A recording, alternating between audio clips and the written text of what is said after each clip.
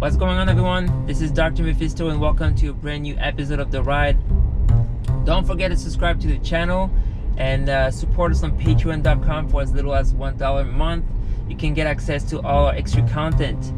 The guest I'm getting today is no one else than my partner in crime, the person I created Ubuntu with. Please welcome Juergen Mugen.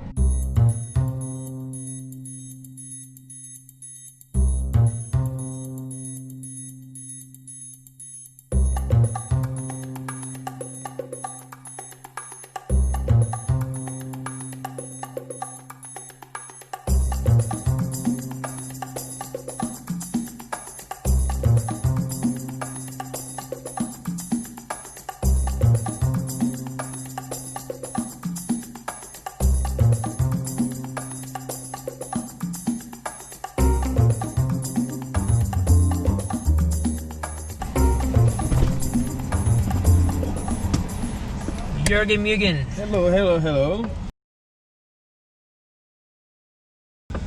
Mr. Dr. Mephisto, how are you? Not bad. Let's do this. Hi, everyone. Ready for the ride. So, let's start with the introduction for people who don't know you. Oh, just gonna cut the music. Sure, no problem. Sure. Do I start? Yeah, let's go. Well, as you've introduced me, my name is, stage name is Juergen Mugen. I'm a DJ based in Toronto, among many other things that I do. And I am just a big fan of music, and I try my best to give that sort of love to people that come to the parties there. That's right. Yeah. So, for people who In don't a know, nutshell. yeah, so we created Ubuntu together, but today is a kind of a special episode that I wanted to do because I've been friends for a few years, and I gotta say that Juergen Mugen is one of the person that taught me the most about what I've known so far about Africa, and it's just like we just found ourselves in so many conversation was like, really? And yeah, so that's I wanted to talk about this today because you know, with everything that's going on these days, like I find like with a lot of people I talk to, they don't know any of that, any of all those things we've been talking about. And I just wanted to we can start the conversation by any end, and I think it's just gonna be very rich for anyone. So yeah, that's what I wanted to do today. Yeah, I'm very interested to, you know, have this sort of conversation. Yeah, I think we can start by where you come from, and that's gonna be a good point. It's a good start.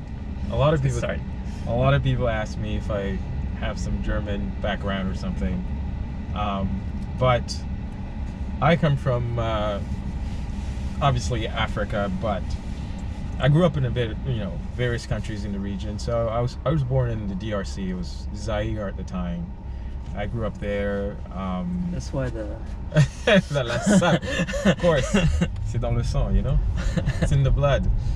And I moved to Rwanda with my parents when I was about 8 years old. You know, not gonna go too deep in it. And grew up there and left Rwanda. I was about 16 years old and moved to Ottawa. And then after Ottawa, I went to school there, moved to Montreal. I did partly school there and worked there, and moved to New York afterwards. And then New York, worked there a little bit, and then here I am in Toronto. It's been 7 years that I'm here. So when people ask me where I'm from, it's really, well, like, originally I am from Africa, but I find myself sort of taking a sense of belonging from all the various parts that I've lived. Mm-hmm.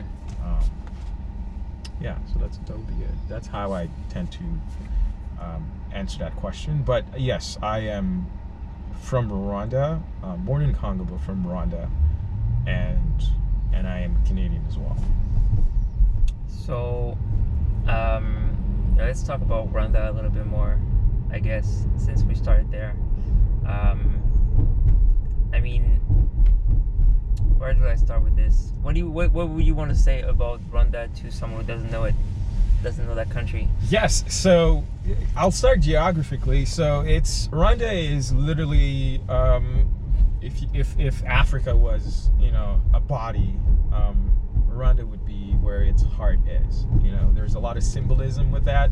Not only they call it the heart of Africa, but they also call it the heart of Africa for various reasons. There's been many research and books and all sorts of things that sort of place the source of the Nile, which is the river of Africa, if you want to call it like that, in Rwanda. So Rwanda is a very small landlocked country in East Africa, surrounded by you have DRC, you have Uganda, you have Tanzania, and Burundi. So those are the 4 countries that are surrounded, and it's a very lush country, mountainous, surrounded by volcanoes. They call that area the Virunga because it's a lot of volcanoes around. That's also where you find predominantly the main population of mountain gorillas. They're all located around there. And that region is called the Great Lakes. So you have 2 sort of Great Lakes in the world. You have the Great Lakes, which is around here. Oh, lakes, yeah. And then you have the Great Lakes in Africa, where you have some of the biggest lakes, Tanganyika, Lake Victoria, some of the largest lakes in the world. So it's there. And if you had to pinpoint to something that's close by, so if you have an idea where Tanzania or Kenya is, it's around there, Yeah, Lake Victoria is Tanzania, right? Yeah, so Lake Victoria is between 2-3 countries. So there's Burundi. There's also a little bit of Uganda and Tanzania. So it's a huge lake that encompasses all those places. Right. Yeah, but there are many other lakes. Lake Albert, Lake Kivu. There's a lot of large lakes. It's a region with lots of fresh water. Yeah. Right, and so this outside of the geography part, in terms of cultural, there's places where I want to go because that's a bunch of stuff that you told me before about Rwanda, in terms of the level of education, the safety, all that stuff. Can you tell more about that? Oh, certainly, yes. So I mean, when most people now it's changing, but 10 years ago when most people heard you're from Rwanda, the first thing people think about is the tragic event that happened there, right? 25 years ago, 26 years now.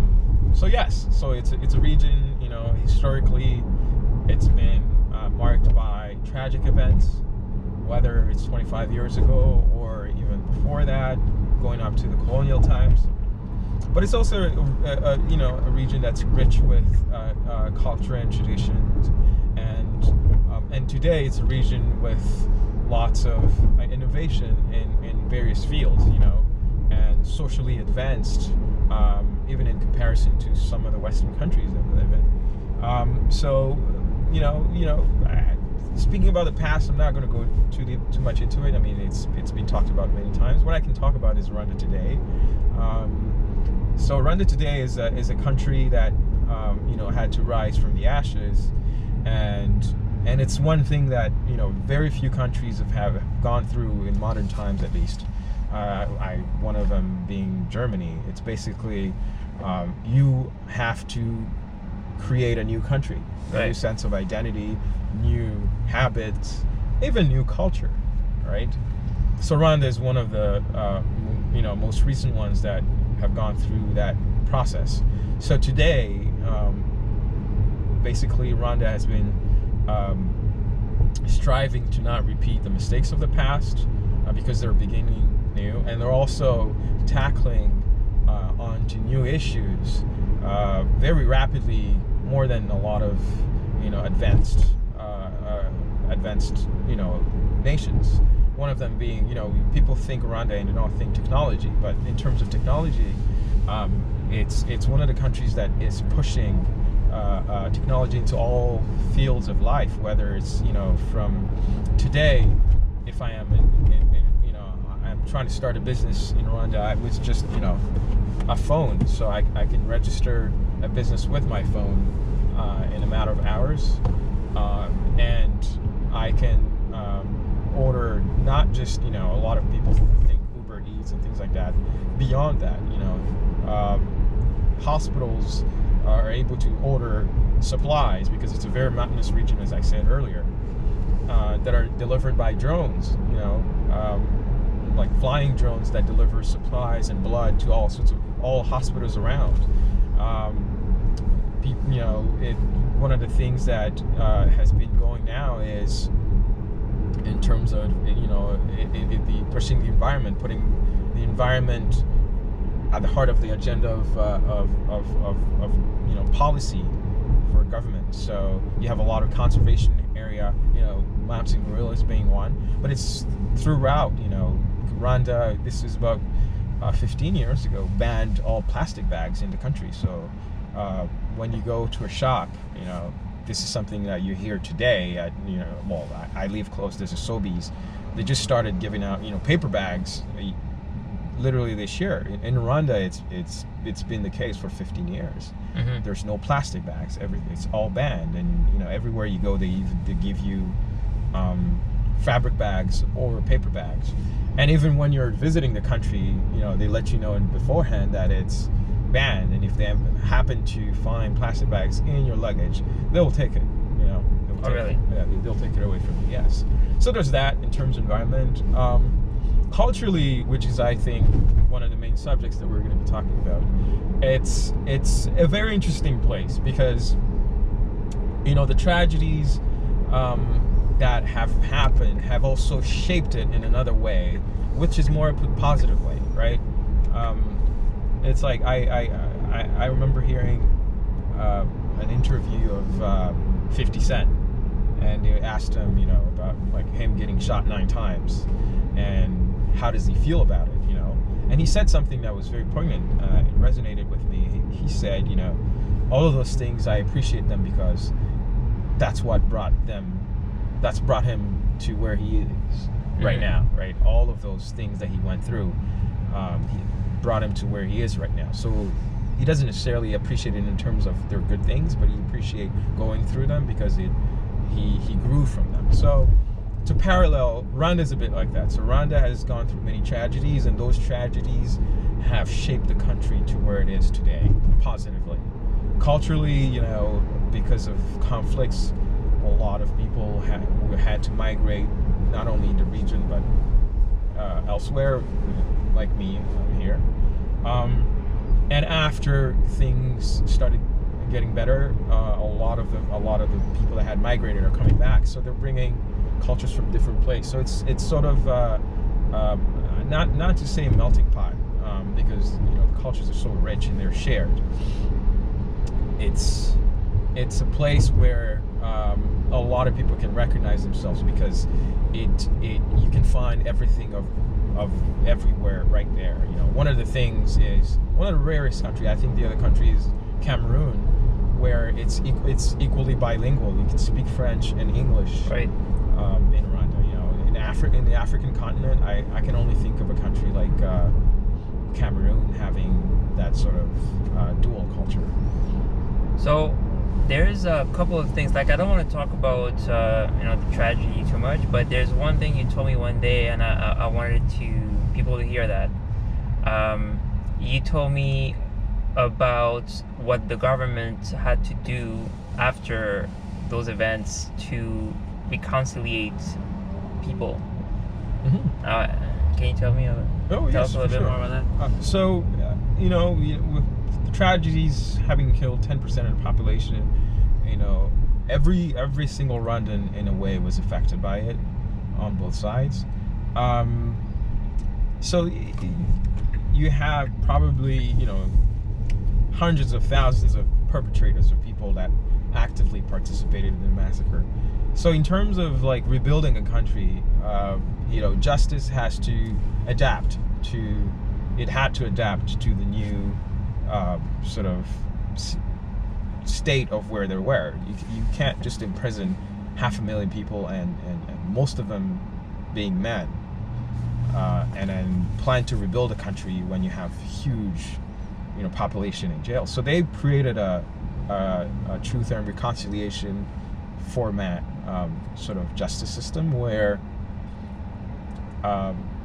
perpetrators of the massacre had to face the community being either the families of the victims or anyone in the community, and if they basically accepted and asked and showed remorse and asked for forgiveness, they were put into a program where they're rehabilitated and basically they get to participate in the rebuilding of the country. That is very rare. I can't think of another place that happened like that, where you take people that were actively participated in bringing the country down, and you bring them in a program where they have to rebuild the country. So that's one of the things that were groundbreaking and positive for the country. So forgiveness is a big theme, but it's just not forgiveness. It's also there's the part of forgiveness. There's also the spirit of contributing together, the spirit of Ubuntu, working together in order to get to a better place.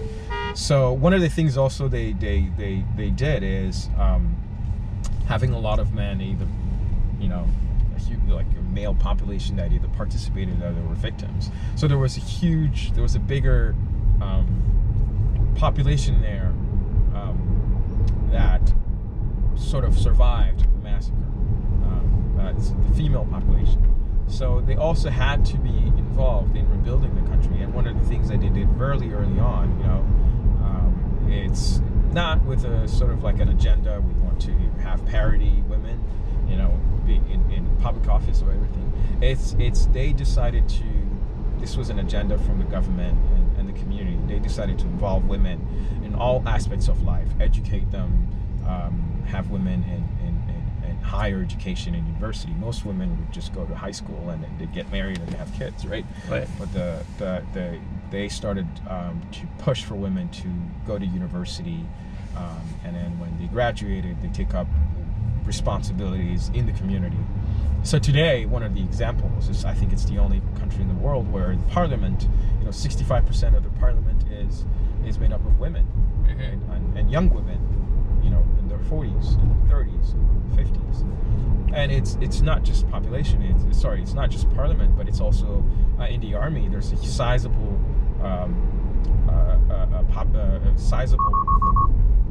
part of women are included in the army. Sizable population in the army of women.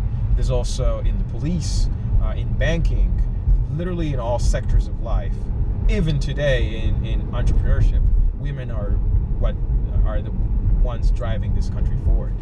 Whoa, sorry guys, crazy drivers.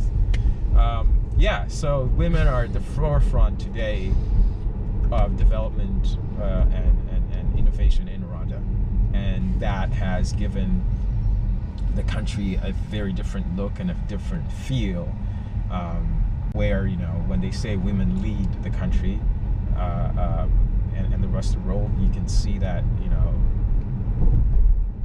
the priorities put on growth and not necessarily things that us men can do, competition, things like that. Right. It's more of a communal effort to grow. It's a team. Exactly. Yeah. So there's also that thing really marked me, because when you told me this years ago, it kind of blew my mind, and how to go beyond anger, that it was just I didn't even know that thing was possible. You can see so many people that just hold on to hate for generations and generations, and that thing just blew my mind. Another thing we talked about before that I learned from you was you explained how colonialism put together people that hated each other.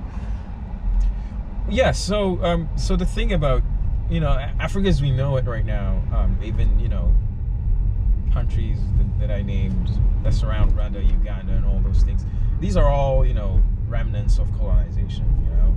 It's the borders were really shaped. The continent was shaped by colonizers without, consulting Africans, right? Obviously, it's colonizers. They never consulted Africans for anything. But so that created some issues that you still see in various countries today, where before land, was basically belonged to certain groups, certain clans, and things like that. And when you create a country and you put two different clans, sometimes they're opposing or they have very different way of life, and you put them in one country, you're going to have a conflict. Because when you think of Europe, how Europe was formed, it's by conquest. The borders of a country are by conquest, where a country comes and they fight, they invade, and then the winners decide to, like, okay, this is our territory, and then they impose their rule. Whereas Africa, there was no conquest. It's literally someone in Europe who just drew up so that will create conflict, and it works for them when there's conflict, because their MO was divide and conquer. Right. So the other thing that happened, and particularly for Rwanda, is that there were two different. We share the same culture, the same language, but we had different way of life. One was pastoral, meaning it's a population that mostly herd cows, and then the other population is more agriculture, like growing crops and things like that. But we cohabitated. So colonizers came, and they're saying different, way of living in both, and obviously they have to find a way to set these people apart in order to conquer them, right? So one of the things that they started, coming up with the notion is we have to differentiate them by, phenotypes. So we are noticing that some, a certain group are like thinner, they have, like narrow noses or bigger foreheads, or like curly hair, like things that are ridiculous like that. And basically you classify them as one ethnicity, and the other, that have different characteristics than those, then it's another ethnic group. So basically that's what happened in Rwanda. So they created, three groups. There were the Tutsis, the Hutus, and the Twa. Originally those three groups, the people lived together, even though they had different way of lives. They just lived together. But the colonizers came and put them apart and said, those that are herding cows have the power, and you guys, and they are the minority. You that you're growing crops, you're the majority. You should take over, the country, and they should work. They shouldn't be involved. They should work for you, and things to tear them apart, like a hierarchy or something. Exactly. Yeah. Right. So, I'm just giving you in a nutshell what happened. Isn't there also like one of the tribe was closest to the feature of like white men, and that's why they were? Yeah, well, that's what I think. So, when you look at colonization, and even when you look at just the way we think about how humans evolved, right? They're written by most Western people, and they always try to relate it to themselves. Sometimes it has nothing to do with that, but they try to find things to relate to themselves. So one of the things when they came to Africa, they saw groups. Some of them were pastoral groups. So any group that had a sort of sense of organization, most of the groups had a sense of organization, but something that basically to them felt like intelligence, source of social organization where the system worked, and colonizers came and say, oh, these people are not savages, they're organized, they must have some Western blood running through them. And one of the things they say, oh, look at these Africans with narrow noses. They're more organized. They must have European, ancestry, which is ridiculous, right? So the colonizers, thought that they had the I'm missing the word for it. The how do you say when the monopoly of intelligence. Basically, that's what. So everywhere where they went and saw an organized group, they had to find a way to relate it to themselves. So that's one of the things. So they said one of the groups, the Tutsis, were mostly pastoral because they were nomadic. So they had to become more organized in terms of like settling into place and creating a family around, right? Because of the way of life had nothing to do with being white. So the colonizers came and say, these groups have thinner noses. They're more, it's like European noses, and their ways of life, they're more organized. There must be some European influence in that. So, and that basically created a hierarchy in the country, where you had the other group that didn't have that way of life felt that they were lesser, which is ridiculous, right? But that's part of colonization, right? I'm not even talking about all sorts of things in the background that are very gruesome that shouldn't, many historical books will tell you that. Well, when you think about it, they pretty much like reproduce what happened in their countries, because the hierarchy is pretty much what we had in our countries for the longest time. Through monarchy and the different castes. Certain people were born in this layer, and that would determine what your life would be. It's kind of the same, but it's a little more blurry nowadays. But like you can kind of travel between, but at the time, not at all. Like your blood was everything. Absolutely. I mean, it's one of the things. Hierarchy comes from a system that is very individualistic, right? Where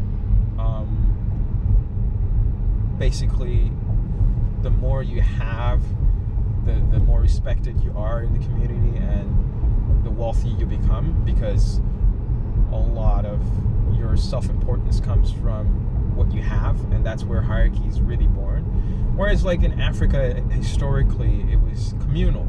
So there wasn't necessarily some form of hierarchies. The only hierarchy you would call are like the elders. There were more.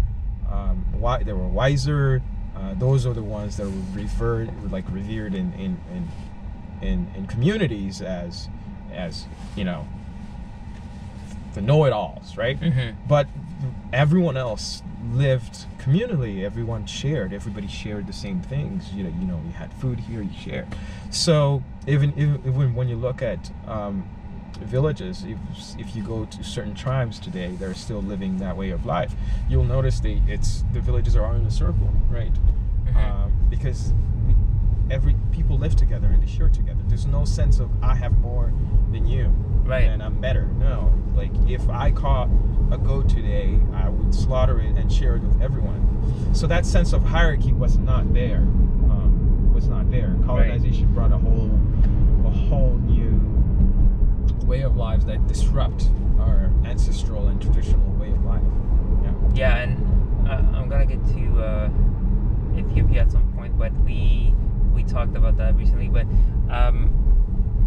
what about? Oh yeah, I think we talked about that recently. But when it comes to colonization and what has been lost of history or traditions and things like that, how colonization kind of canceled the past. Like, what do you think? What was the impact on Rwanda? Well, I'm not necessarily a scholar on this, yeah. so I'm going to speak on my understanding and what I grew up hearing. Yeah, because you told me that Rwanda was discovered after colonialism was almost like done or something, if I'm not mistaken. Well, the thing is, so it's the sense of discovery as we know it is a bit different for Africa, where it's yeah. You know what I mean, like I understand. By that group. Yeah. So No, you got so what happened is history, the way in Africa, history is told. History was spoken, was never written. Right. So when colonizers came, one of the things that they did, they forced people to learn, European language, whether it's French, English, Spanish, Portuguese, or Dutch. And by doing that, first of all, you are killing the language, the way that people communicate. Mm-hmm. And the other thing is they created schools, right, and religion, right, where basically religion was one of the biggest factor in negating African culture and basically killing. It's a big genocide on culture, where basically they teach you, or they force onto you the notion that everything that you believe, everything that you know, that you've heard in the past, it's because you're savages. You have to become evolved, and you have to learn our way of life. You have to learn. Sorry for the Christians out there, but you have to learn that Jesus Christ is your savior, and because a lot of colonizers were missionaries, right? So they brought the word of Jesus Christ to the uncivilized, if you want to say that. So it basically, that sort of oral history started dying because more people were forced into the schools where they were basically brainwashed in thinking the Western way. So that had a big impact culturally. People didn't know their cultures anymore. Didn't know their history anymore. Now it's coming back where people are digging in the past, because you cannot erase the past. You can bury it, to a certain extent. Eventually it will come out. So it's slowly coming out today. People are relearning part of the past and some of the cultural traits that they had lost. Sounds like we're gonna get the ambulance right now. So yes. Sorry guys, it's gonna be a few just few seconds. Yeah, it's gonna be loud. Hi guys. All right, we're good. Yeah. So one of the things that it's great and it just has a hard time being erased in culture is music and dance, right? Mm-hmm. And African music and dance is a whole other thing. Music is is a way of communication. This is how people communicated for various functions.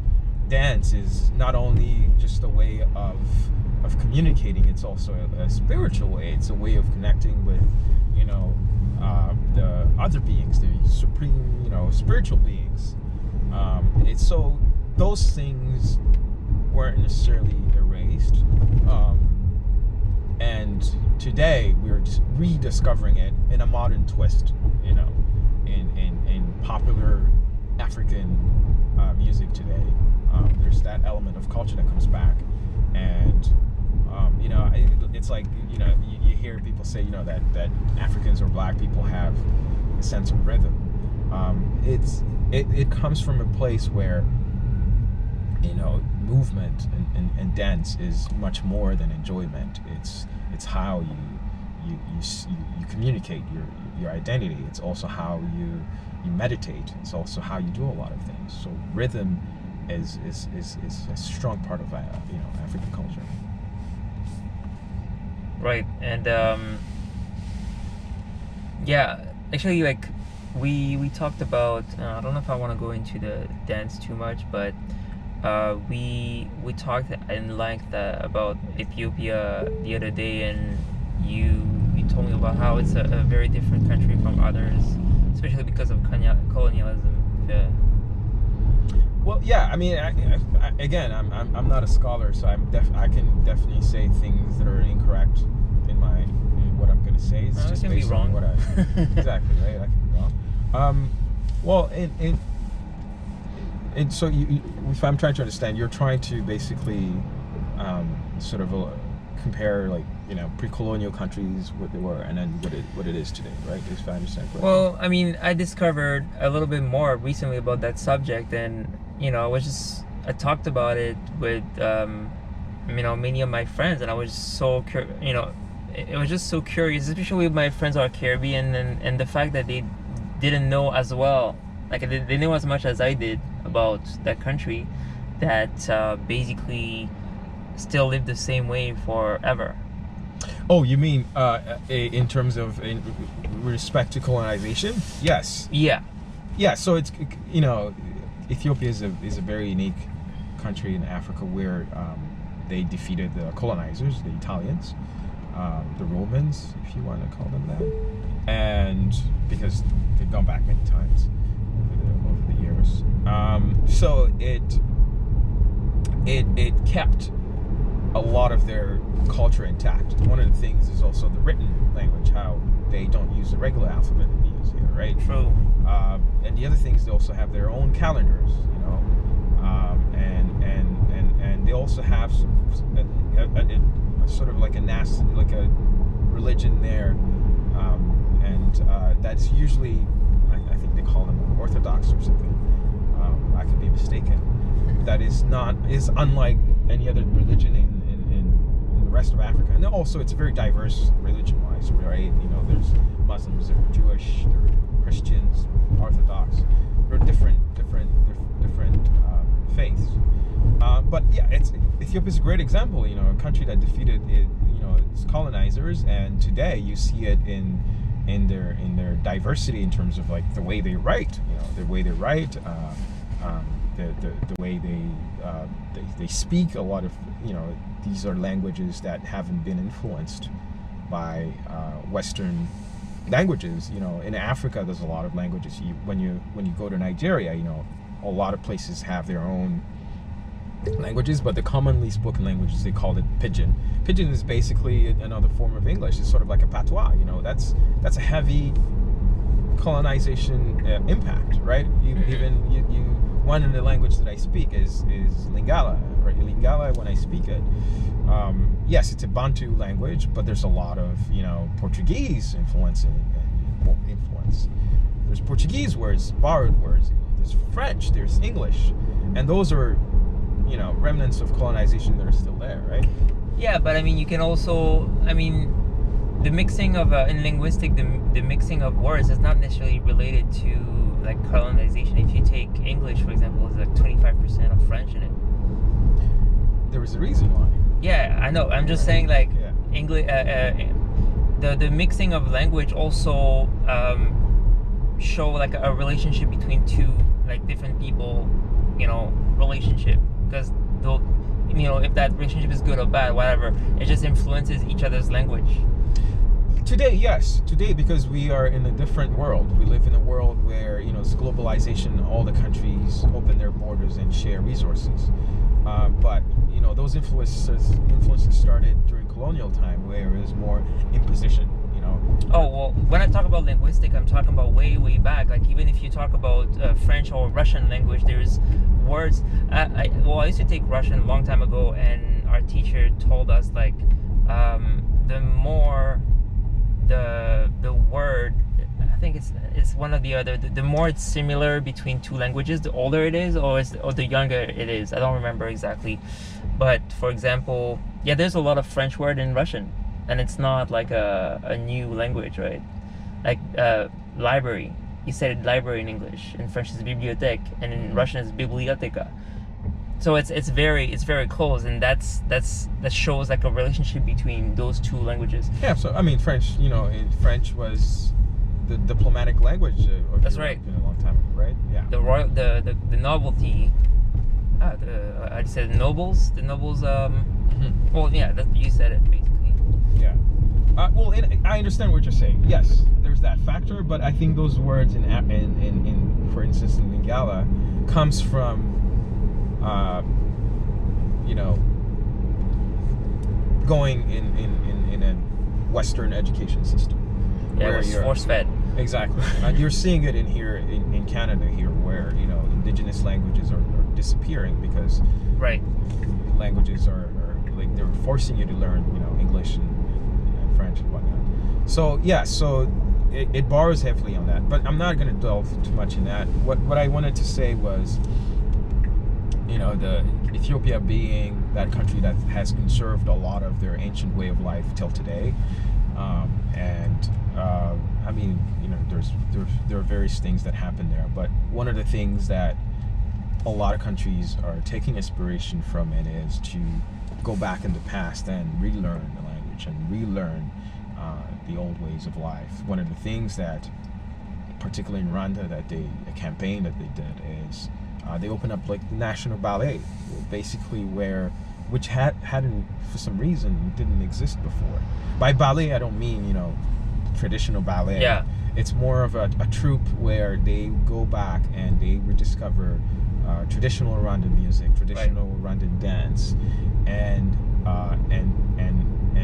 relearn it and perfect it so that it becomes a big part of the identity of today's Rwanda, and it can be taught to kids growing there. So because right now a lot of the kids that are growing up today versus when I was growing up there, I was growing up, we all had our eyes towards the West, right? Mm-hmm. Everyone was focused on what the Western world was doing. Whereas today, there's a big assessment of affirmation of identity, where it's more we are looking inward and trying to find that value that we can express and share with the world, right? Musically, that's what's happening when you think of Afrobeats, for instance, right? For a long time, African music, at least contemporary, was basically African artists doing some variation of Western music, and whereas today they're going back and say, no, we have great traditional music that we can make it with contemporary tools and help propagate it. And then you have Afrobeats, and you have various genres that are coming from the continent. So in all, it's people are now. I think the decolonization is truly happening today, in today's age, where people are valuing their tradition, their identity, and by saying identity, I mean, I have to be very careful, because there's in Africa there's tribalism and which is also a consequence of colonization, where like when people say identity, they tend to group themselves. When I speak about by identity, I mean national identity, how to express that, right? So it's a good thing. It's a decolonization process that's happening today, that's been happening in the past 20 years, and it's a very interesting thing to watch. You think it's a decolonization of the mind or more of the territory? Because there's a lot of stuff happening on the territory side. I think it's total. Yes, and you're seeing it. It's definitely on the mind, and you're also seeing it politically, where you have uprisings of young people basically rejecting old systems that were put there by the colonial powers, right? And they were saying we want to lead our way, right? You saw it in obviously Arab Spring, and that started in North Africa, actually, in Tunisia, and then you have in Senegal, in Burkina Faso, where basically you have to understand one thing, but Africa is predominantly young people today, right? It's a country like Rwanda, 80% of the country is under the age of 45, and they're saying in the next 20 years, more than 60% of Africa will be under the age of 35. So it's going to be a young continent, very, very young continent, and these young people are growing up in a very different world than I grew up in, where they understand their value and they basically want to create their own systems. Because one of the things that globalization did is it was another form of colonization, economical colonization, where it says all countries, your economy is not fully open, you have to trade with everyone, right? And basically kills a lot of the local industries, which is, perpetuates that cycle of poverty. It's got its advantages, but it's mostly been disadvantages, like in the continent. And now, for the first time, things, it didn't happen during independence time. For the first time, countries are talking about creating a unique currency. Right. right? This is something that's coming back more and more.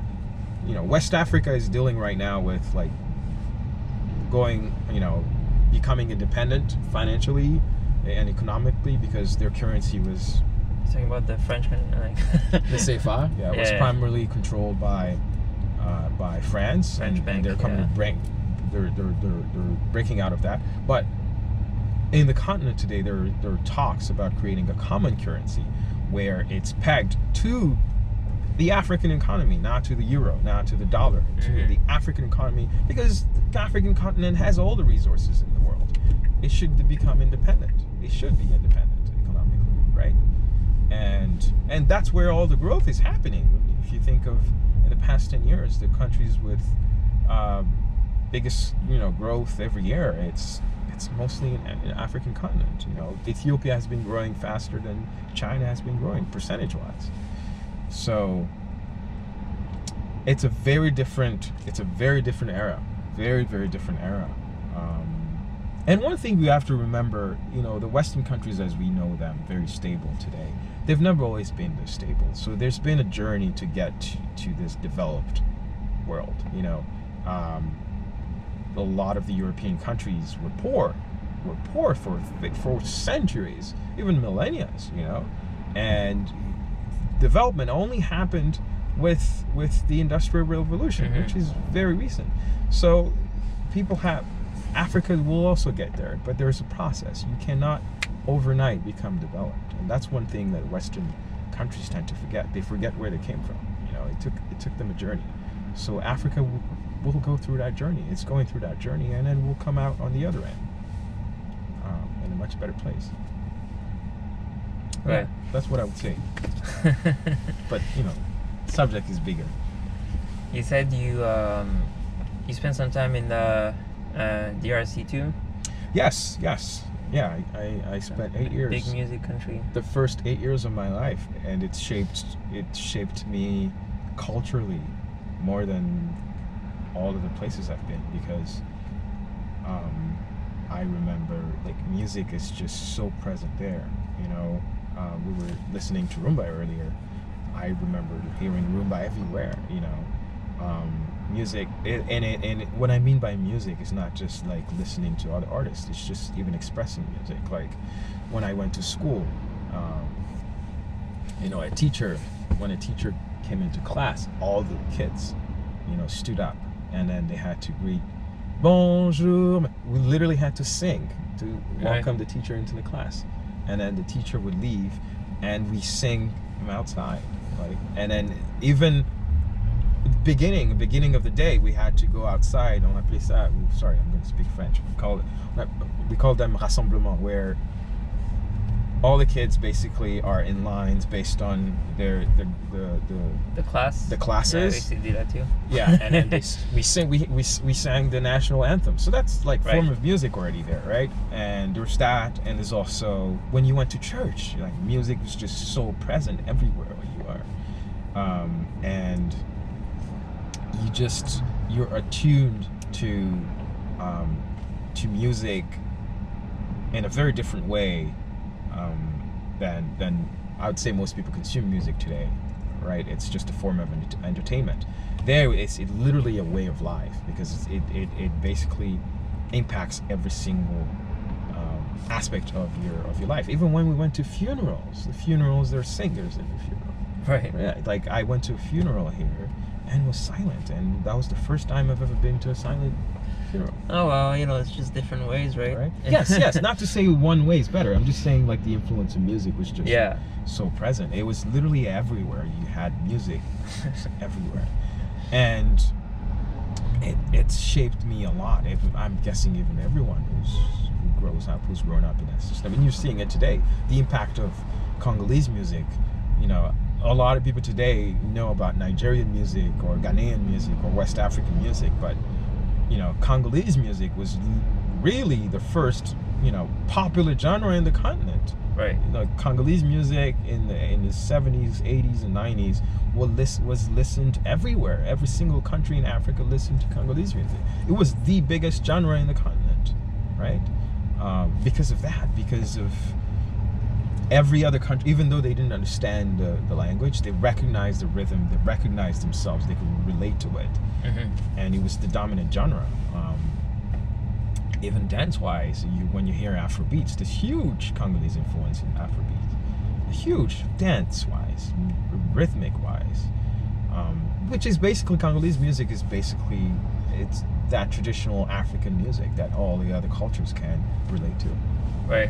Yeah. So you still sing for people when they enter the room too?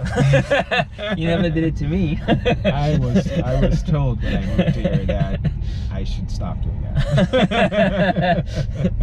So I had to relearn a lot of my habits. Yeah, but like in Rwanda, in a way, is a bit different, but it has a lot of similarities to that. So,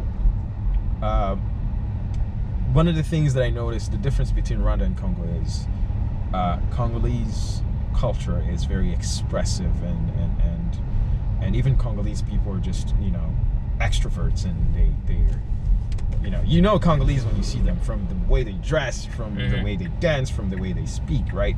Whereas more like Rwandan culture is more subdued and more private. And I had to, you know, when moving to Rwanda, I had to adjust.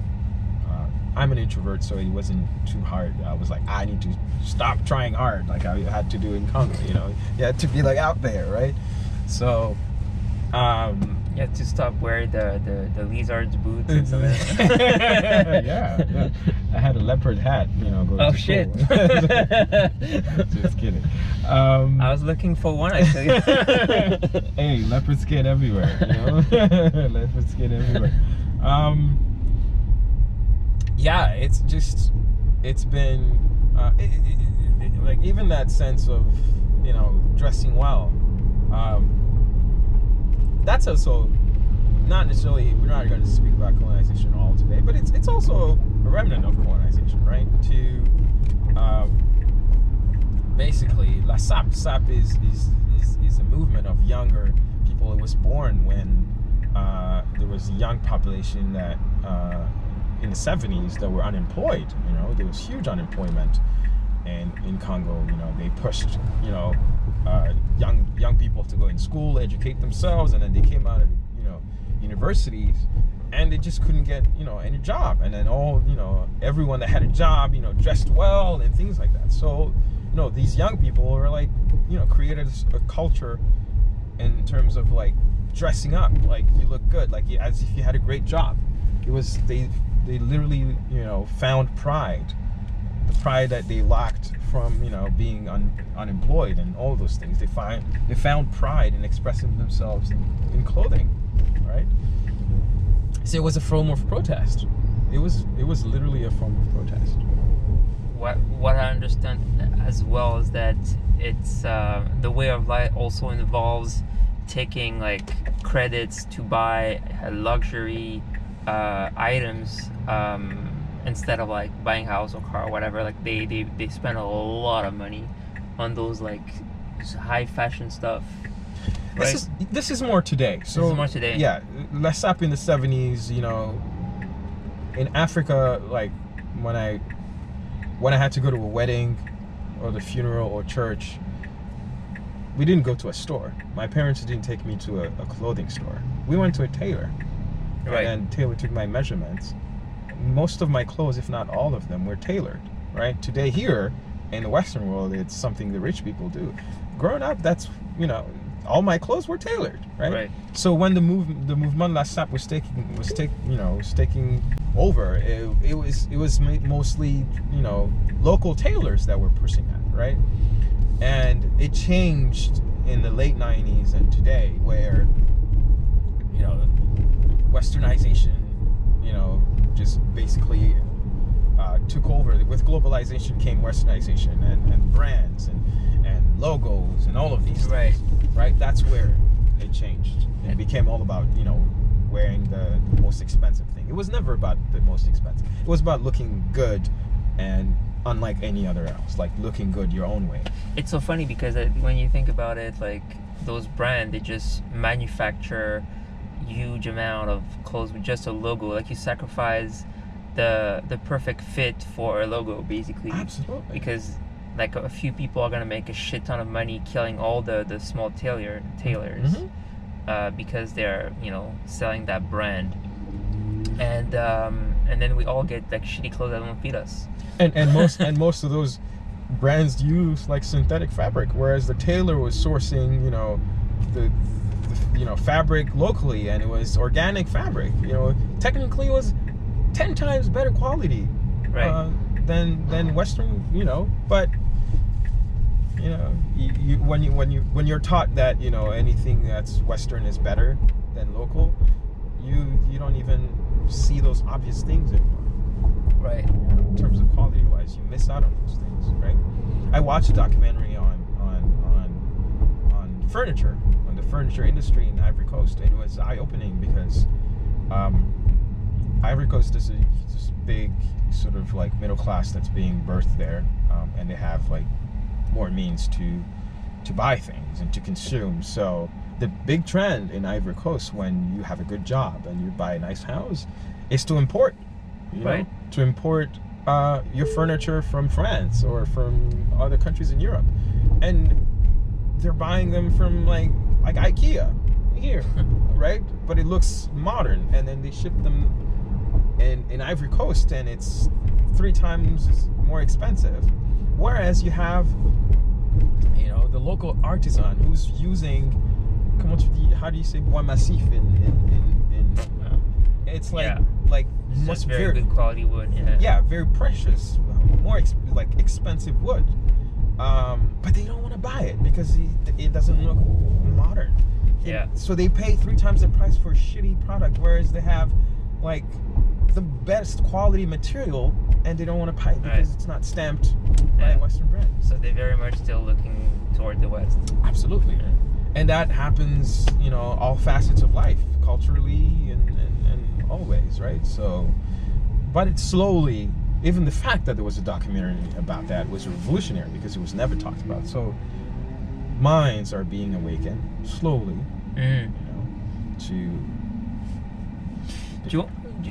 About this, like, do you want to talk about the? I mean, like, African countries are definitely not like, it's not like a case for that kind of thing. Like, it's happening in all other, like, a lot of different countries, but just the difference between the lower class and the higher class.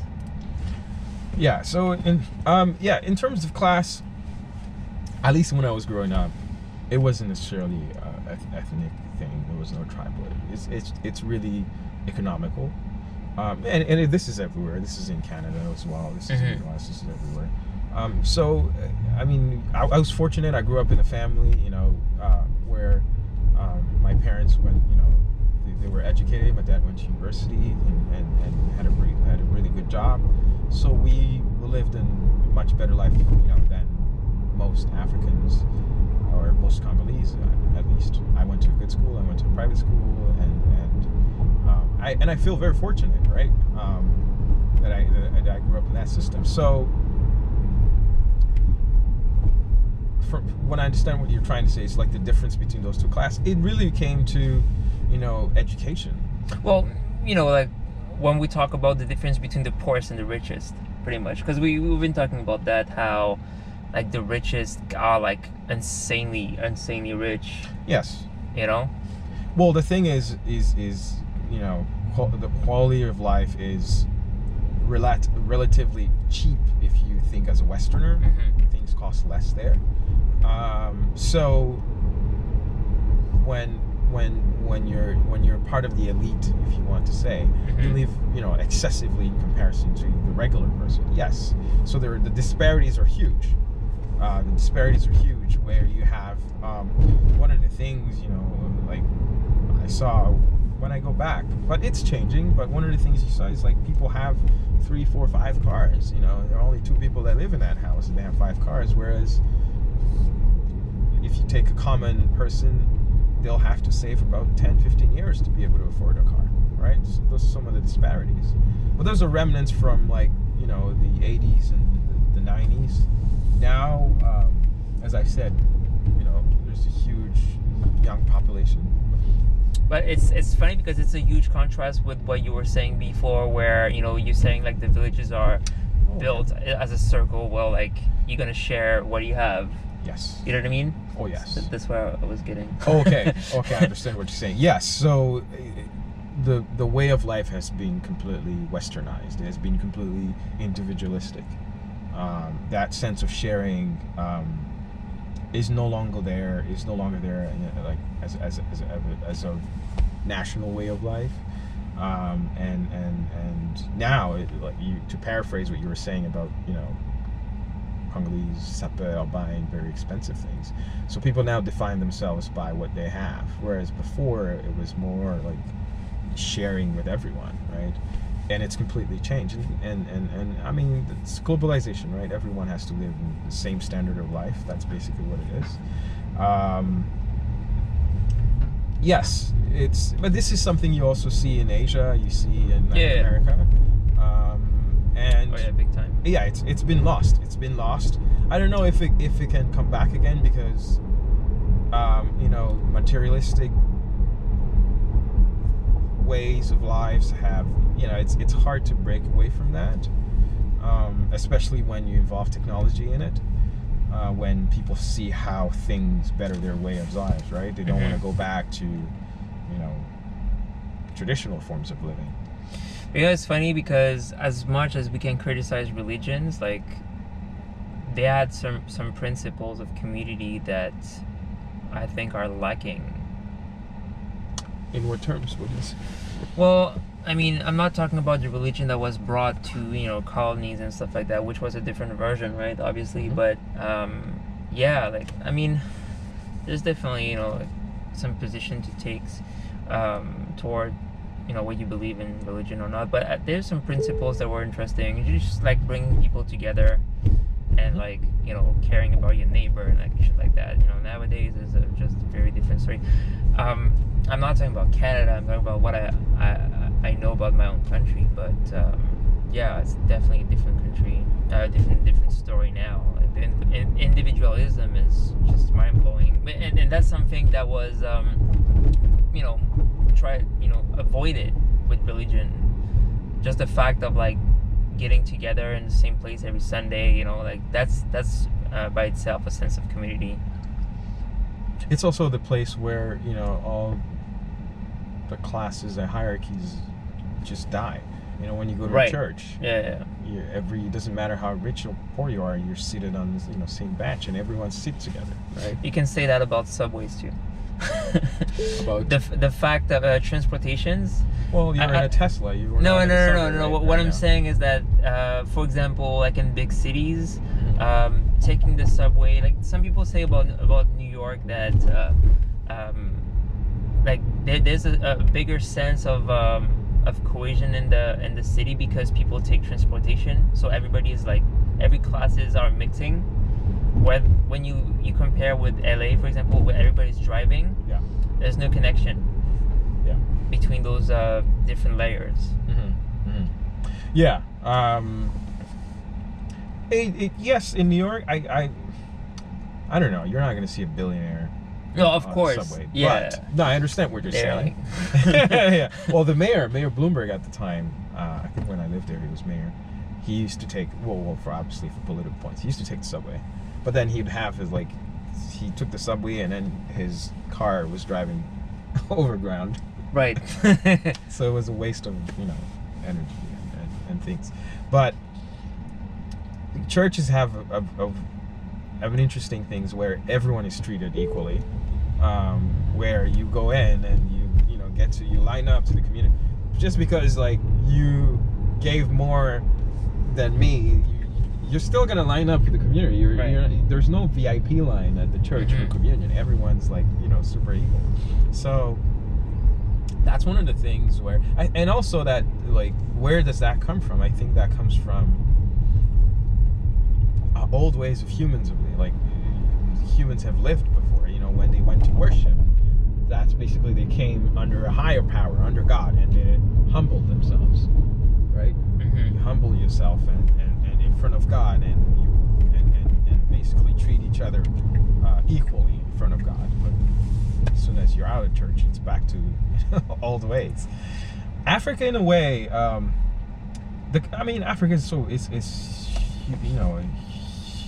immense and so diverse, but that umbrella word, and I think it's very important. I think it's something that we can reclaim, because Africa has been synonymous to poverty and war and disaster and just tragedies for a very long time to the Western world. And I think today we have to reclaim that word. Africans have to reclaim that word, where it means, progress. It means innovation. It means growth. It means better values. And Rwanda, in a way, Rwanda has its flaws, but in a way, it's also you have countries like Rwanda, Botswana, Ghana is doing that thing, where basically there's a sense of pride that they want to emulate, like they want to propagate, and they want to build upon. Like, we have to break the mold that's been created by the West, and we have to show, as much as they say black excellence, there's African excellence that's being birthed right now, and it's something very interesting and very uplifting to watch, because we can talk as much as we want, but in 50 years, growth will be coming from Africa. The Western world, as we know today, will stagnate at a certain point, right? Not just in terms of like output, but in terms of like the population is aging, and also one of the things that this virus has shown, it's a very interesting thing, and it's something that has puzzled a lot of people. The fact that there's no case. Africa has been going through this thing better than Western countries. Yeah. With billions of dollars of investment in health, right? Yeah. And it's puzzling, but I think that's a telling sign of the world we're going towards, where Africa will innovate in ways that the Western world is not used to, because the Western world has dominated innovation for a long time, but Africa is building its own way of innovating that nobody is just familiar with, and that's puzzling a lot of people. So, for instance, why African countries aren't being plagued by the virus? Because you have to understand, epidemics are things that African countries are used to. These quarantine and testing massive number of people in a short time, and all these things. These are things that they've perfected for centuries, right? So when the virus came, this was just it's just like business as usual. Like, we know this thing, we just killed Ebola, and this is another thing. We're going to kill it because COVID who? Nothing, right? So like when you go to get a test and you're lining up for 4, 5, 6 hours, right? It's just because the system is not used to that kind of stress.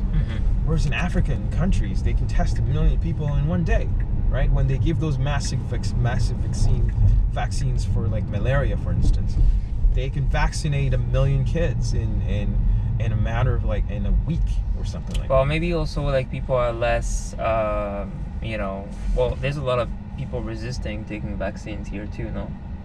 Well, this is a big subject, right? It's a big subject, yeah. Well, can I give my personal opinion? Yeah, go ahead. So, like, for, where I come from, I've seen what diseases can do, right? You see what tuberculosis does, malaria does, polio does, all of these things. You see the damage, and you also see how vaccines changed those things, right? Where like it's decreased the death rate by many multiples, right? So and as a kid, I took vaccines. I was vaccinated for all the things. Even coming here, you get vaccines for like yellow fever and all of those things, right?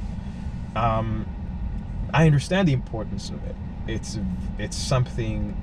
I think the Western world has been used to a way of life where there's no sort of tragedy that happens that basically stresses the health system, and they've been spoon-fed for a long time. Which is really ironic because the Western world brought so many diseases to other territories. It was part of colonization, right? Yeah. We bring diseases, right? So they don't necessarily see the use of vaccines and the change. They don't see it like, because polio is no longer existent in the Western world, right? You don't deal with yellow fever or malaria here, so you don't understand the impact or the importance of vaccines. You don't understand it.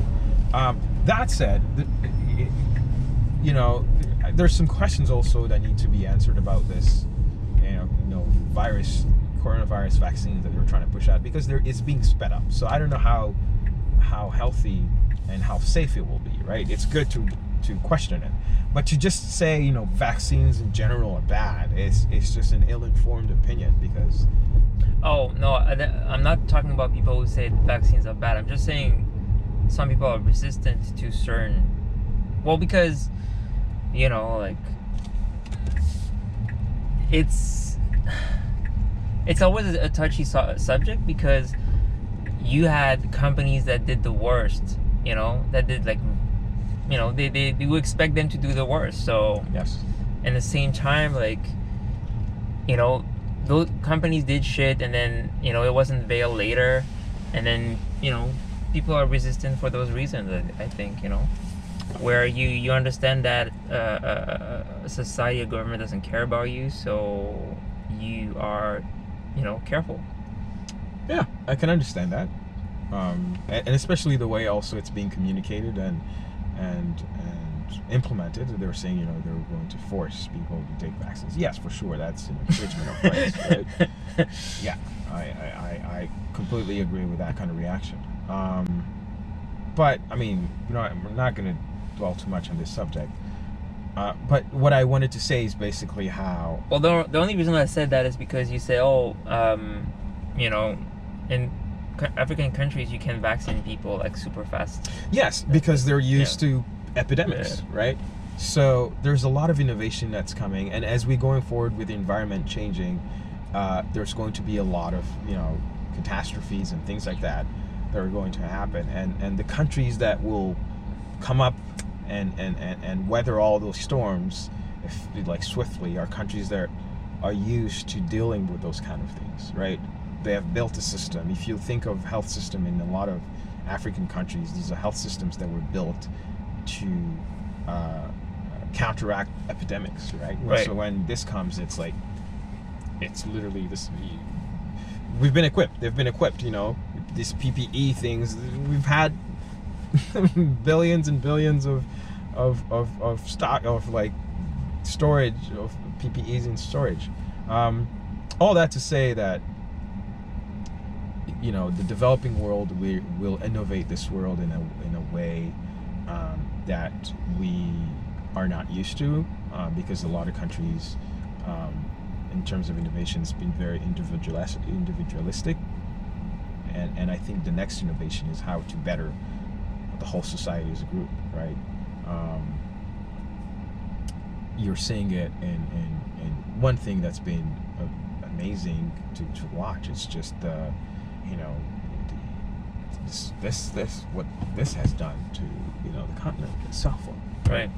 It's basically you had a population that went from no technology to the latest technology in an instant, right?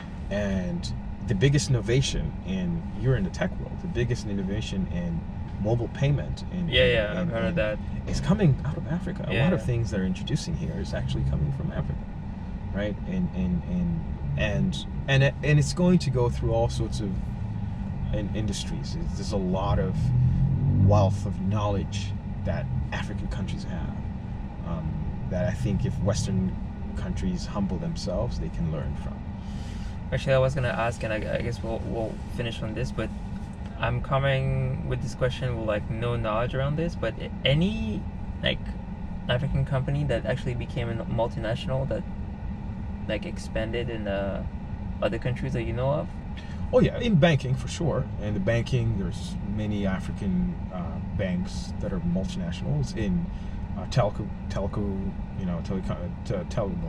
telephone companies, telcos. One of the biggest ones is MTN, right? There's a South African company. Oh, really? They're everywhere. They're traded in most of the major stock markets. They've even expanded. I think MTN is in the Middle East, in some countries in the Middle East. So there's right now there's a lot in the food industry because they're building with this, kind of cities, mega cities with a lot of population. You have to feed them. Because traditionally people shopped in like what we call here is farmers market. That's right. That's what I grew up. You had the person who literally grows the crops go to the market and they sit them on a table, right? So now you have a lot of supermarket chains that are African owned and operated, that are like expanding in the region. Yeah, there are a lot of multinationals. I think one day we will see an African owned company breaking into the Western economy. There was one, but there's a company, the government had to shut it. I think one of them was, if you remember, Wind Mobile. Wind Mobile was a like low cost telephone company. Okay. That was introduced by Egyptian billionaire. He made a lot of money in real estate. Really, that was him. Yes. Wind Mobile was him, and then the other companies sued. I think it was Shaw and Rogers of Bell, because they sued them, and the government and the federal government basically put a new law that said, it had to be 50% owned to get by license. Canadians? Yes, by a Canadian. Really? So in Canada, a telephone company has to be 50% owned by a Canadian in order to operate. So it was the first time that you had an African owned telephone company, and it was immediately shut down. Right. Wow. And then he was forced to sell. He sold it to, I think, Shaw or something like that, and then they rebranded it. Now it's Freedom Mobile, right? Oh, Yeah. I see. Yeah, so that's one. I think more you're going to see that. Obviously, in the mining sector, it's mostly Western companies, British, Canadian, Australian companies. But I think in other, because the biggest market of tomorrow will be there, I think you're going to have more of the reverse happening in the future, for sure. Well, thank you so much for coming. Yes, I appreciate you inviting me, and I look forward to the next part of this discussion. Yeah, and in about 30 minutes you get your show with DJ Shakti. Yes. This will air later, but yeah, in about 30 minutes. That's I have right. To do Shakti, so. Do you want to tell people where to find you, maybe? Yes. I'll so put everything on. You can find me on Instagram. It's my name that's going to appear, Juergen Mugen. My handle there, and you can find me on Facebook as well. So anyway, if you follow him, I am somewhere on his feed. That's right. Yes, you will find me there. All right, man. Thank you so much. Thank you See for you next inviting me. time. See you next time.